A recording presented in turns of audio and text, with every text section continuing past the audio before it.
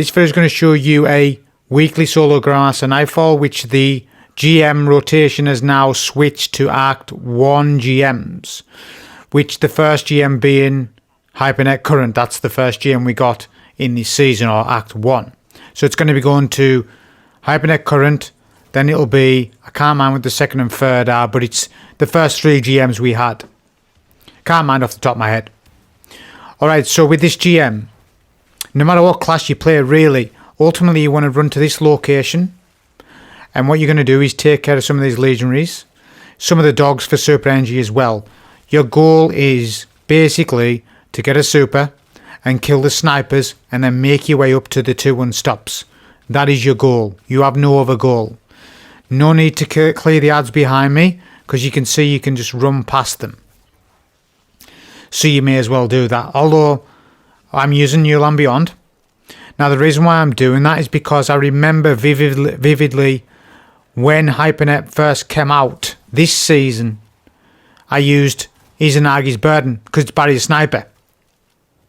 And the idea of the run is that you've got a barrier weapon on to penetrate the boss's shield at the end. So if you have not pre-ordered Edge of Fate and you don't have New Land Beyond, and you do want to do barrier sniper gameplay like I did, then use Izanagi's Burden. Izanagi's Burden's fantastic in the game. A lot of you think it's nerfed. I don't know what you're going on about. Don't worry about the reload nerf. Izanagi's Burden does insane things to champs. And I've already done the solo GM with Izanagi's Burden, which that's as similar to this as I can get. But obviously we're doing New Land Beyond. New Land Beyond wasn't available to us when Hypernet was. So I want to see how New Land Beyond performs in this, because crit weapons are very advantageous. I'm going to jolt the champ first with my pulse, then stun with seismic strike, then super. That's why we've got the super. Fist of Havoc, not T-Crash. This is why we run This is why we run fists. Because when you're solo, you can multiple kill champs like that. Whereas T-Crash, if champs are not gathered up in a nice way, you won't double kill a champ. Or 2 champs. Then you want to run to the back of the map here, and then do a sword swing or a shoulder charge to this location. This is going to make it easier for the first section. And it speeds things up a little bit, 30 seconds or so. Now what I'm going to do is build up some master stacks. For those that are unaware, New Land Beyond is a 70% buff at 20 stacks. At 99 stacks or 100, it's 73%. So there's a steep damage curve with the weapon. So, short story, you just need 20 stacks. Don't worry about 85 stacks, 66 stacks, hell, even 69 stacks. Don't worry about any of that. Just get 20 stacks. You get 70% buff. Okay, I'm going to use some Temptations Hook damage here. It's fantastic at clearing ads when they are grouped up. Then I'm going to get a barricade. Your only goal here is top map control. Top map cave control. That is it. That means kill Centurion Scions up top. Once you've claimed that you're the rightful king of the north, of the top map, you will then have an easier time on this location. If you don't get top map control, you will get sniped and probably die. Yes, even on an Arc Titan. Top map control, high ground, Anakin. You want the high ground, that's what you want. And now the next goal is just to trigger the Tormentor. That is it. That's your only goal. No need to super, no need to do nothing. Although you could build up some stacks with New Land Beyond here and there. Like I say, this works on a lot of things. Right, this is the next critical phase. Make your life easier. We're going to do DPS from here. This is my trademark location. Trademarked by me. And what we're going to do is get a barricade up and then just keep sniping the Tormentor. Look at the damage we're doing. We've already broke 1 shoulder. Now, before vivid viewers will notice I didn't pick a cranium up. I don't want to pick a cranium up. So if you say, why didn't I pick up a cranium? Here's the response. I want to showcase new land beyond damage on Tormentor. I don't want the cranium. You're not going to force me to get the cranium. I'm not getting it. I'm not bothered if you want. Hey, you go and do your solo GM and you go and do your cranium DPS. I want to showcase this sniper off. Look, that's chunk. That's some good chunk against this Tormentor. That's good. This Tormentor's tanky. This is a boss Tormentor in GM. They're tanky. That's good. That's getting him weak really quick. That's fast. That's alright, that. For non-cranium damage, that's excellent. That's as good as you would hope for any sniper to do, to be honest, against a boss Tormentor. Get the Tormentor one shot, then you're going to get amplified. Check that for left-hand side limit break buff. Flashbang grenade. T-crash, get your height. Remember, the higher your Fist of Havoc slam, the more damage it does. It has inbuilt high ground into it. Fist of Havoc since 2017. Very important mechanic to Fist. That is number one why most of you fail on Fist damage. Fist of Havoc damage, that is. Is because you don't know how to use it properly. Well, serve this video as a tutorial for you. Maybe one day I will make a tutorial on how do you use this super? How do you use that super? Maybe I will, actually. That would actually be a really good idea. On how to use some of the Roman supers. Just to get the knowledge out there so that you're not falling into the matrix of thinking that 1 KO supers are the only thing that you should use in D2. Absolutely false. On many, many levels. But remember, the realm I'm operating is solo GM and solo content. So everything I'm saying doesn't apply to everything. Like, you know, if you're talking raid DPS, dungeon DPS, no. One-shot supers are the way to go for increased DPS. But there are no raid bosses here. In GMs, I wish there was a raid boss in GMs. I would just like a massive raid boss in a GM. No raid mechanics. Just stick a 16 mil HP boss in GM. But what I'm saying is burst damage is your concern, not so much DPS. Unlike a DPS second timer. Now, Battle IQ, why have I not stunned that unstop? Well, because I'm farming super off him. I'm farming super off that unstoppable taken phalanx, bless him.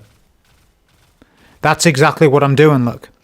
So, I didn't have a super, now I do. So that's strategy, that. Rather than just saying, oh, there's an unstop, I need to stun him. Well, hang on a sec. That taken unstop's health bar can be siphoned in my super. So let's choose to siphon him. And that is a skill, that is a trait that you need to get into the grips of in combat, where you can manipulate boss's health, you can manipulate champ's health to your advantage, so that on the next little bit you've got a super for when you otherwise would not have one. And there's not much of a time penalty to it. Takes 20 seconds. 20 seconds of damage to a champ, boom, super. If you're in a position that you can do that, like, look, we can now super this unstop.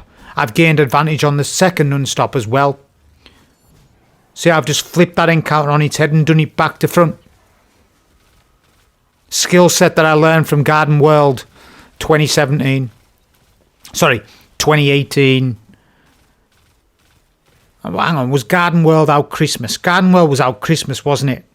Technically, Curse of Osiris. So I guess it was 2017. Watch this. So we stun the champ with Seismic Strike. When you're doing that, you need to run past the champ, then stun after he tries to stun you. That is a Dark Souls maneuver. That is a parry maneuver. That is judging champ AI. Which, to be honest with you, champ AI isn't... I mean, it's good. Could be improved over time from Bungie, but I've mastered champ AI, and so should you. It's not really about me, it's about you.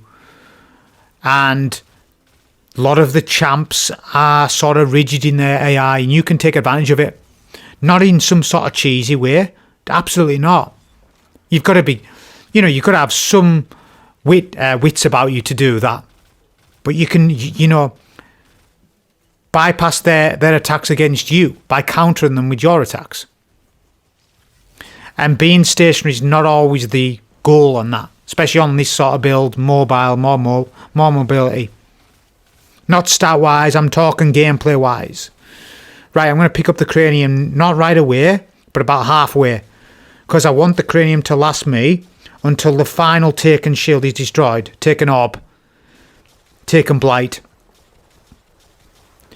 So I do a little bit of damage with my weapons against the blights, then I pick up cranium, because then I can do this. I can skip all the ads, look. So look up cranium ammo count.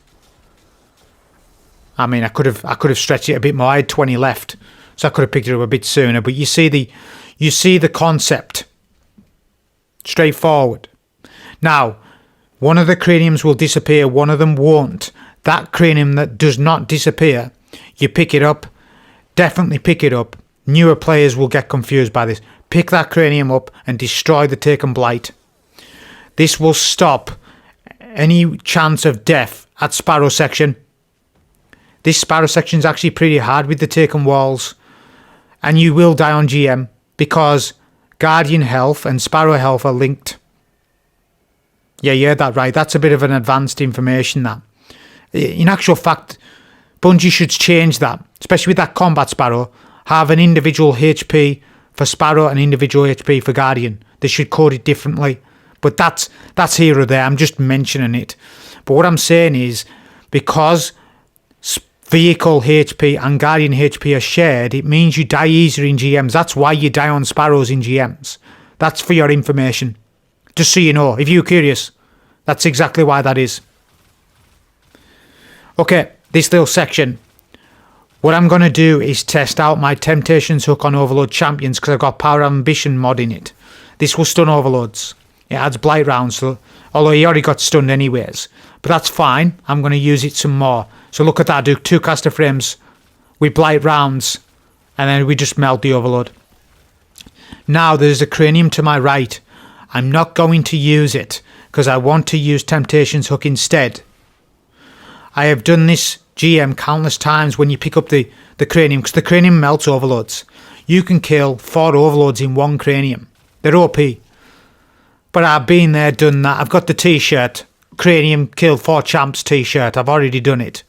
What I want to do now in this run is test a bit of Power of Ambition mod, because that's more important to the run, because it's not every day I run Temptations hook in a GM. Well, of recent times that has become more steadily in my loadout, because caster frames are basically meta now. They basically are right now. Especially on Arc Titan. I mean, we'll see how caster frames do in Edge of Fate, but right now they're very meta. This isn't just like I'm just testing it out, just giving it a run just to see how it goes. No, it's mainly to test Blight rounds and Overloads, and it absolutely melts them. One disadvantage is you won't stun the Overload instantly with a Blight round weapon, but it will stun right after first enrage on the Overload. The Overload will enrage once, but you've got a barricade up, so you'll survive it. You'll survive it. So yeah, you know, I'm going to stun this Overload with my Flashbang because it jolts. Flashbang will jolt with Fragment. Then we're going to do Blight rounds. Look at the Blight round timer, 7 seconds. So yeah, check seasonal weapons for Blight rounds for power. The mod is called Power of Ambition. Check all your seasonal weapons. I think people have missed this mod completely, and it's a shame because all the seasonal mods have been really good. For weapons, I'm on about the weapons for Heresy. They've been amazing, but people just don't know about them or don't equip them or forgot about them. They should have just been on the artifact.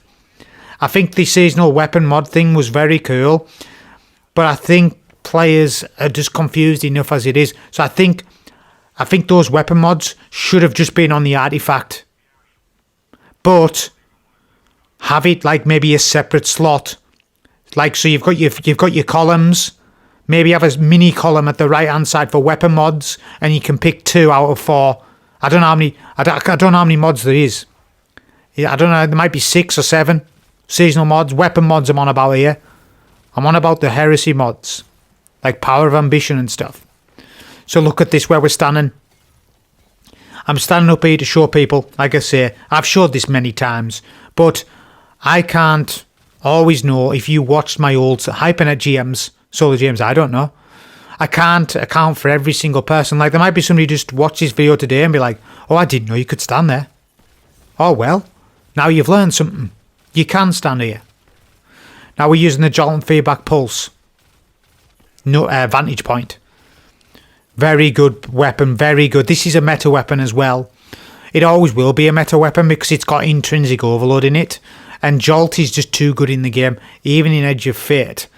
This weapon will be still some use, despite the new tier system 1 to 5 adept tier system for Edge of Fate, which, by the way, right now everybody's up in the arms, and it's actually put the community up in a bit of a bad spot actually, because people are worrying about Edge of Fate. With six weeks out, people think that all their loot's going to be useless in Edge of Fate, and my take from that is, I'm going to make a video about this, but my take right now is, I wish that you could upgrade any weapon from tier 1, 2, 3, 4, 5. So if you've got a tier 1 adept weapon, if you could physically upgrade it to tier 2 by some meaningful way, that would solve things.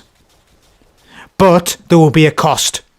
And the cost would be that you would have to put another tier 5 weapon into another weapon to upgrade its tier. What I'm saying is Edge of Fate should have had an upgrading system for tiers. And I don't think that is the case. I don't have all information at hand, but I don't think you can. But that's what it should have been. That's not what it is. We haven't got our hands on it yet. But what I'll tell you is, don't go deleting God roll weapons. It's the biggest mistake that you can make. For example, if you delete Vantage Point, that might be your only jolting feedback pulse rifle. I don't know if Edge of Fate's bringing a jolting feedback pulse rifle. I'm not going to be the guy to find out that it doesn't without one. No way, dude. I ain't deleting Vantage Point for nobody, whether there's tier 5 weapons or not. A poorly rolled tier 5 weapon will not beat Vantage Point at tier 1. Yep, that's how far a lot of yous are with the information about Edge of Fate, and sort of scaremongered by this tier 5 system thing, which I'm all for, like, you know, that sort of thing, getting better weapons. But it's a tough spot because the Edge of Fate cannot replace your entire arsenal. It is impossible to replace the amount of weapons that we have. Like, is Edge of Fate going to replace Velocity Baton with Attrition Orbs? Is there an area denial GL from Edge of Fate with Attrition Orbs? If the answer is no, you'd better not delete Velocity Baton, because you're doing yourself out of a god roll. Do you see what I'm saying? Velocity Baton will probably beat most Edge of Fate weapons at tier 5. Unless one of those has Attrition Orbs in its area denial GL, then it might compete. See what I'm saying about this tier 1 versus tier 5 thing? It's a mess. The community's in a mess about it. They are. But, like, talking about this scientifically, it doesn't matter. You need to keep a lot of god roll weapons for Edge of Fate. If you start deleting the wrong weapons, that's your fault. That's your fault for being misinformed. Look at this. Boss fight. So we emoted there. That's an expert trick. That was to gather the ads. We don't have to do that. I was just testing it. That's to ground up the ads. Like a sheepdog in a UK farm. You round them up. Yeah? Good sheepdog. A collie will round them up. Get them in the pen. Then you get maximum efficiency out of your super because you rounded the ads up. Because they were not aggroed on your location until the end. They also have a plan B. So my plan A was to super after being in a good position. My plan B is right here, because I know that the chances of death are very low here, because the boss can't really hit me with his darkness walls. So look at this. Look how that played out. People say if you have a plan B, what's the point in having your plan A? That's pointless talk, because you need a plan B position after plan A position is being dealt with. Plan A position was super damage. Plan B is a safer location for barricade damage. See how we're talking exact specifics here? We're not talking Romberg and the Anchorman news stuff. We're not talking vague stuff. We're talking exactly in your face, exactly what we're doing right now in the game. What I'm doing right now. Well, right now I'm DPSing the boss, but you get what I'm saying. So now we're going to do damage to the boss. This is the whole idea of the run. The Hydra has a Roman shield that goes round his body. Barrier rounds can penetrate it. It is barrier sniper. We are fortunate for that. Oh, look, I've scammed the boss. Look at this. Look at this. He thinks we're doing some digital roofing for him. He's ordered some builders and roofers in to put the scaffolding up, and he's waiting, having a cup of tea. He doesn't know where they are. Oh, look, now he sees that the builders have showed up. He now knows where I am. Look at that. He's been waiting all morning for these builders to come. Fix his digital roofs. He's absolutely pissed. He's Paphineus Drifter Mind. I think he's Greek. That's his ethnicity. He's part Greek. He participated in the Vex Olympics back in the day, years gone by. We use a super on him because we've got a super to burn. I've got a super to burn, so I may as well use it. It doesn't do incredible damage because there's no Symphos, there's no ads, there's no biotic enhancement buff. But I've got it to burn, so I'll just use it. It's no big deal. Look at the damage we're doing now with No Land Beyond. This boss is tanky, may I add. It's performing very good in this right now. It's interesting with New Land Beyond because when it launched with the pre-order, it actually had a new way to play Destiny 2. In solo GM particularly. Because it gets better over the course of a run. It's a slow burning weapon.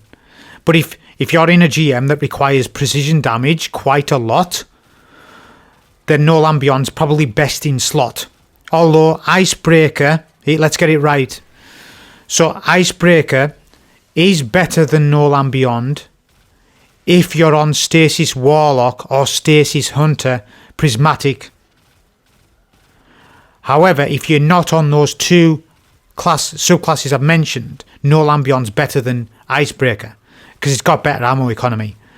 If you're on non-stasis builds, Icebreaker relies heavily on stasis kits. If you've got a stasis kit, alright, Icebreaker goes on. If you've not got a stasis kit, No Land Beyond goes on. Because they're basically the same weapon. They're basically similar. They play very similar. Yeah? So that's the distinction between the two. But I do think New Land Beyond's better than Icebreaker overall. Because it works on all builds. It doesn't need a build. New Land Beyond does not need any build. At all.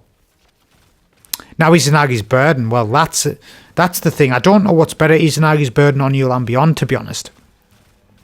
I haven't done the tests side by side to determine like what I think about that, but Izanagi's Burden's fantastic, it is, but on a like moment to moment gameplay basis, Izanagi's is a bit clunky. I mean, it's good on champs. It does massive single shot damage to champs. It definitely does. But I think, like I said, New Land Beyond's doing more for you because it kills red bars. Like, it's got too much of a good of an ammo. It's got double the ammo capacity of Izanagi's. What is Izanagi's all? 20? I can't even remember. It might be 20, right? Well, New Land Beyond's 40. It's double. And it feels like a primary in terms of, like, usage. You can use it and use it and use it, and by the time you've used it, it almost feels like it's got built-in scav. By the time you've spammed 90% of the ammo, you will get a special brick. So it's more usable, so it probably is better than Izanagi's overall, on like a combat perspective. Maybe not dungeon-wise and raid DPS. You know, Izanagi's is still better than New Land for that, because it's DPS. And when DPS is concerned, you've got to look at damage differently. But in GM environment, you would then also look at it differently. Because it's not really DPS damage you need, it's total damage and usability. And what's your weapon like on a combat side of things?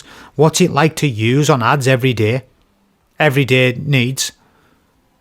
And New Land Beyond ticks all the boxes for that. Whereas Izanagi Burden, it ticks some boxes, but not some of them. Same for Icebreaker. If you're not on stasis, you're cooked. But Icebreaker's not that good. It needs to be stasis. Then you get the full effect. Now watch this. This is position manipulation. We're going to stun this Overlord. My flashbang fell down my Vex floor. Did you see it? You'd have to replay it to see it. But I'm going to use my super. Because this champ is still stunned from my Overlord. From my vantage point, Jolt. And look what the super did.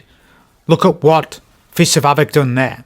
It's like a puzzle. Think about that same scenario in a T-crash in your mind.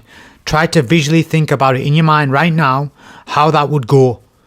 You would pop a barricade. You would T-crash the Overlord, which you would kill him. Yes. But then there's 5, 6, 7, 8 snipers left. Then what you going to do? Oh, you need to reposition behind the Vex house. And then you need to start doing more damage to the snipers whilst the boss is putting shields at you. Do you see how there's more problems with that?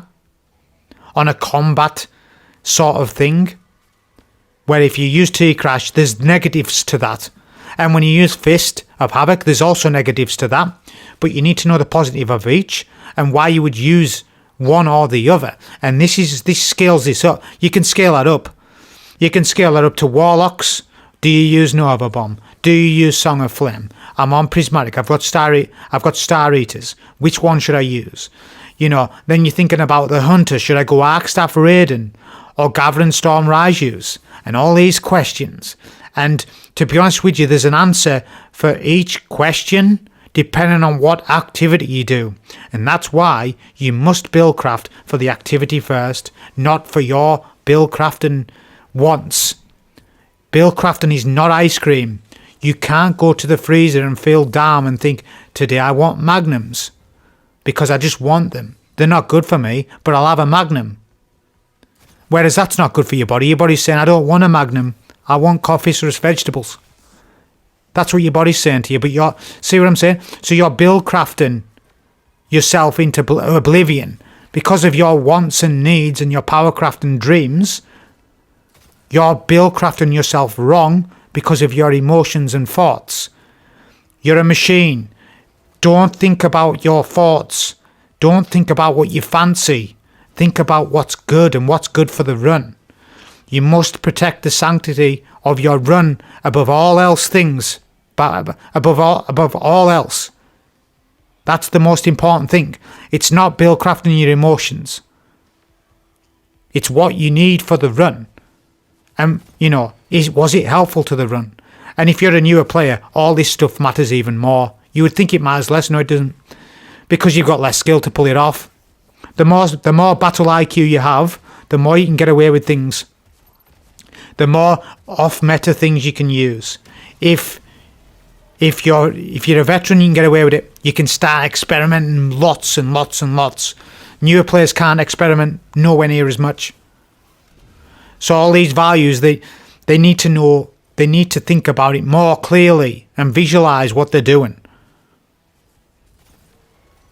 That's the important takeaway from this. And even some vets, there's some vets that haven't soloed ever and they're starting to get into solo because they're getting bored on D2. So in order to not be bored on D2, they start soloing. Well, those players also sometimes can be in a bad spot because they're stuck in old values.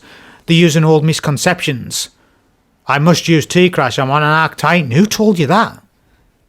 Did some LFG group tell you? Oh, well, that's because they need to get a raid done tonight because they've only got 1 hour left. That's different. That's different. That's DPS. Dungeons, raids, they require DPS out of you. GMs is your combat experience in the game.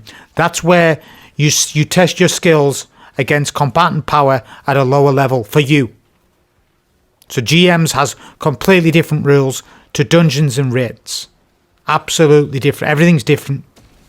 Everything's turned on its head. Everything that's traditional is not traditional. Not in my books. You need to go. You need to use what's required for the run. Now I'm using a super here. This might be a wrong pop because I haven't run Hypernet in a while, and I remembered that you could get your super back. I thought you could get your super back off the Darkness Wells, and you don't. You don't get super back in that way. So I actually kind of messed up a little bit, but the run's fine because I've obviously posted it, so the run actually works out fine. But you shouldn't really pop super there. You'd be better to keep hold of it. Keep hold of the super because you really want it for the unstop phase. But my loadout is versatile, and I end up taking out the unstop and all the phalanx and spawn killing the ads because I've just got a really good loadout on anyways.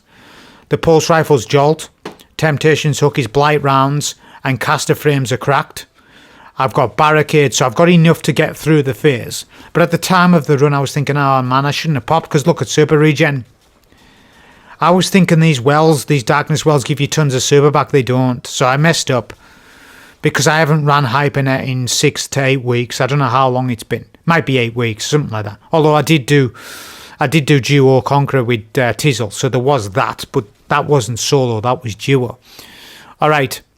Take your final well down in this position. This is the best position to take out the champs. Leave one Minotaur up. Look at that. Call him Jeff. Leave him alive because he will distract the boss. So look at this. We get a stun with the flashbang. I'm going to use my caster sword and New Land Beyond to do massive damage to champ. The boss is entirely focused on Jeff above me. This is ad manipulation to its finest. Battle IQ. Some of you would say, let's clear the full room. I need to be safe, lads. I'll clear out every single ad. No. No, that's not where we operate. We operate in the other zone. Look at this. The Hydra and Jeff is having a legendary battle right now going on. Look at it.